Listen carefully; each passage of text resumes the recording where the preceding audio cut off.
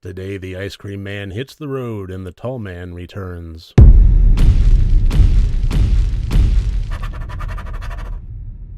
Hello and welcome to RotD Review of the Day, and today I am taking a look at the second installment in the Phantasm franchise, Phantasm 2, made in 1988. So, taking place a full 9 years after the original, they are back, well, with a few actor change-ups, but regardless, they are back, and my impression of this one is that this was everything I liked about the first one, still present and accounted for. So overall, fun, fantastic movie. I'm still not on the Phantasm bandwagon, though. But to get into more details, let's get into the categories. As always, 4 different categories, each one worth up to 25 points for a total possible score of 100 points. And the plot, again, I gave a 16 out of 25. This had the characters of Mike and Reggie, this time taking it on the road. They have abandoned, 9 years later, the old town that they were in.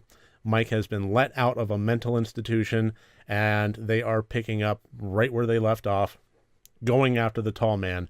He has moved on, and so have they, and in hot pursuit of the ashes that he has left in his wake of small towns.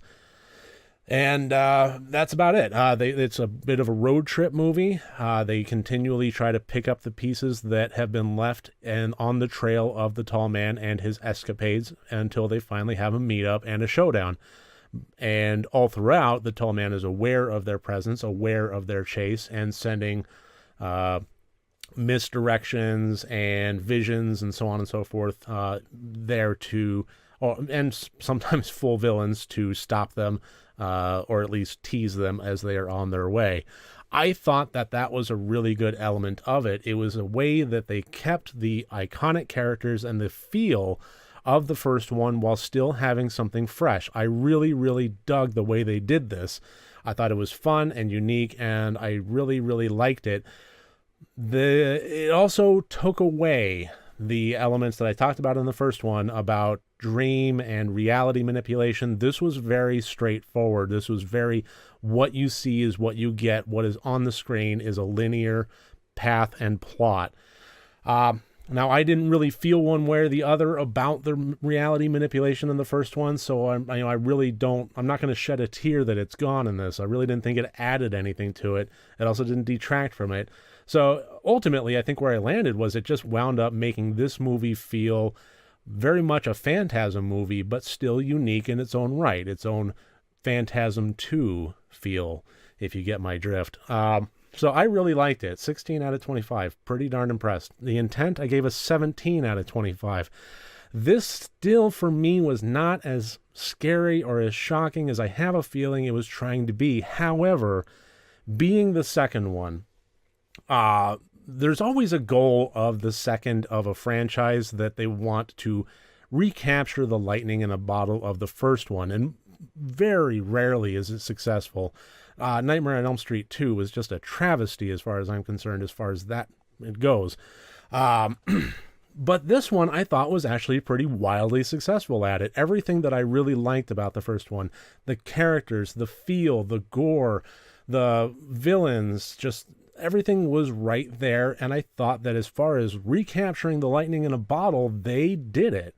So what the intention of this one was, I gave a few more points than I did the first one, just because I think the intention of this one was slightly different. It was trying to be scary. It was trying to be shocking. It was also trying to be as good as the first one. I think it was. So the acting, I gave an 18 out of 25. The acting was still solid. No real complaints there. They did change the actors of Mike to James LeGros, and I thought he did a very admirable job. I didn't have so strong of a connection with A. Michael Baldwin that I was shedding a tear that he got replaced in this case. From what I understand, it was more of a direction coming down from Universal Pictures, that this is how they wanted it. This was their concession. We'll let you have Reggie Bannister still be in the movie, even though he's not well known, but you're going to have to give us the Mike character and recast him. So they did, and okay, I thought it worked. I really don't have one strong feeling about it one way or the other. I thought that James LeGros did a fine job as Mike. Reggie Bannister, well, like I said, he was back and he was great. I really liked him. I liked the character arc that he was going through. He's definitely not the mild-mannered guitar-playing ice cream man that he was at the start of the franchise. And Angus Scrimm, back as the tall man, just a massive presence on the screen. Every time he was on the screen, he just dominated the scene, and I really love the tall man character in here. The technical, I give a 19 out of 25. I thought it had some great effects to it. Again, it ditched the dream and time and reality bending, so I think that made the editing probably easier, but it was still very adept. It was very easy to follow. It was nothing about it looked cheap or cheesy, especially in light of the effects that they were doing. There was some pretty magnificent explosions in this that I love a good explosion. That's the 5-year-old in me, and I'll never apologize for it. So yeah, 19 out of 25, which gives us a total of 70 out of 100 points. All told, adding them up, just a little bit higher than the original, but I thought was just really overall on par with it. I still don't get the Phantasm reference. I'm still not a massive Phantasm fan yet. We'll see. Maybe I'll get there. I would love to hear from you. If you are a Phantasm fan, if you do get the reverence, if you are, waving tall man, flags everywhere you go, maybe you have some insight into this that I am not getting, and maybe you could explain it to me, politely. We can talk about it. If you want to leave comments below, I can engage.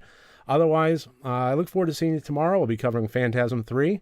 Thank you for joining me here today. And remember, next time you want to watch a horror movie, first make sure that it's good and rotted.